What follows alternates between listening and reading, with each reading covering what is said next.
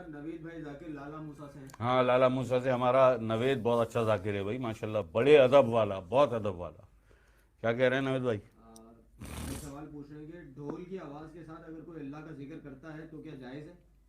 और जैसे लाल शहबाज कलंदर के मज़ार पर ढोल बजाते हैं तो क्या इसके साथ अल्लाह का जिक्र करते हैं लोग? मेरा ख्याल है इसका जवाब पिछली महफिल में हम दे चुके हैं, धमाल के साथ इसका जवाब दे चुके हैं हम, कि अगर अज खुद अपने ऊपर तू ऐसी कोई कैफियत तारी करता है तो ये हराम है। अपने इरादे से, अपनी नियत से कि मैं जरा लोगों को दिखाऊं, देखो मैं कितना अल्लाह वाला हूं, देखो मैं कितना लाल शहबाज कलंदर का, सरकार बिलावल शाह नूरानी का मैं कैसा चाहने वाला हूं, कैसा धमाल करता हूं मैं, अपनी वाह वाह करवाने के लिए।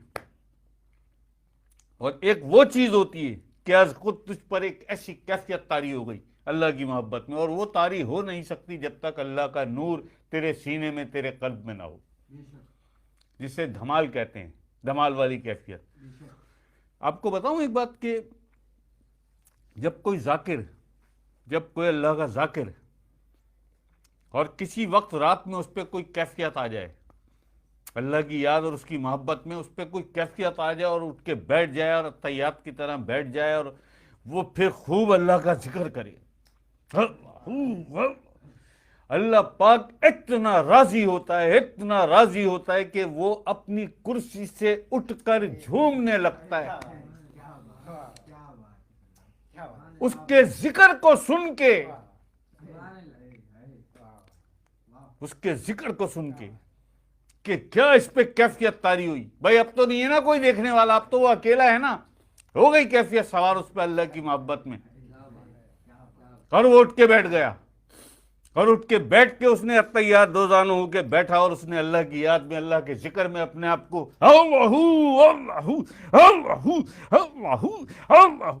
अल्लाह पाक इतना राजी होता है, इतना खुश होता है, इतना खुश होता है कि अपनी कुर्सी से उठकर वो झूमने लगता है उसके जिक्र के साथ। यह है वो कैफियत।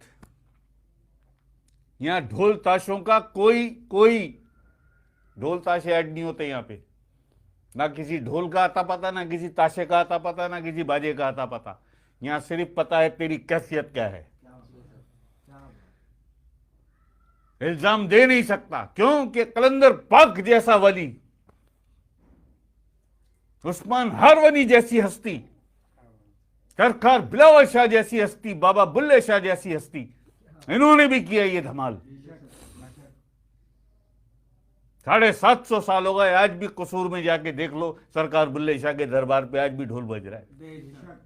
लेकिन 95% सारे ढोंगी हैं जो नाच रहे हैं घुंघरू बांध बांध के।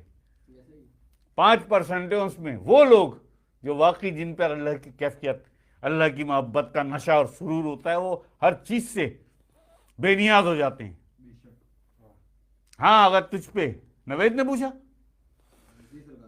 नवेद अगर तुम पे ऐसी कोई कैफियत आ जाए तो जो अमल तुम्हें अल्लाह की कुर्बत नसीब कर दे, जिस अमल से तुम अल्लाह की कुर्बत को पालो, अल्लाह की कुर्बत हासिल कर लो, उसकी मोहब्बत, उसके नजदीक चले जाओ, वो अमल जायज है।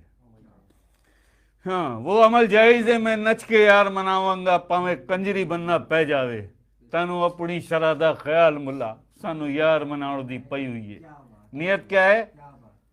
नियत क्या है? मेरा अल्लाह मुझसे राजी हो जाए, नियत ये है। कहाँ ढोल ताशे लेके आ रहा हो यार, कि ढोल की थाप पे ही। हाँ, ऐसी कैफियत हो, ऐसा रंग हो, ऐसा तेरा जिक्र हो कि अगर कहीं गाना बज रहा है, उस गाने की बीट आ रही है, उस गाने की बेस आ रही है, उस बेस को सुन के तेरा जिक्र तेज हो जाए। जैसे जैसे बेस चल रही है गाने की, ऐसे ऐसे तेरा जिक्र चल रहा है, ऐसे ऐसे तेरा जिक्र चल रहा है। शरीयत में इसे हराम कहते हैं, लेकिन तरीकत की दुनिया के कानून कुछ और हैं। हाँ भाई, फौरन दबोच लेते ना ये तो।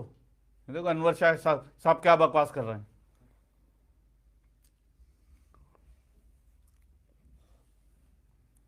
हाँ भाई, समझ में आए तो मानो, ना समझ में आए तो हम थोड़ी कह रहे मानो। हम कब कह रहे हैं मानो? ना मानो, जवाब अपना खुद दोगे, हम देंगे तुम्हारा जवाब? नहीं नहीं नहीं, अपना जवाब तुम दोगे, हमारा काम है बता देना बेशक। ये चीज ये है, ये चीज ये है, हमारा काम है बता देना। क्यों कि बड़े बड़े अल्लाह के वलियों से और फकीरों से, कलंदरों से तस्दीक मिल रही है, बेशक। तस्दीक मिल रही है। जाओ झुटला दो, तुम्हारे झुटलाने में क्या क्या वक्त लगता है। हाँ जी, और लाला मूसा से हो गया।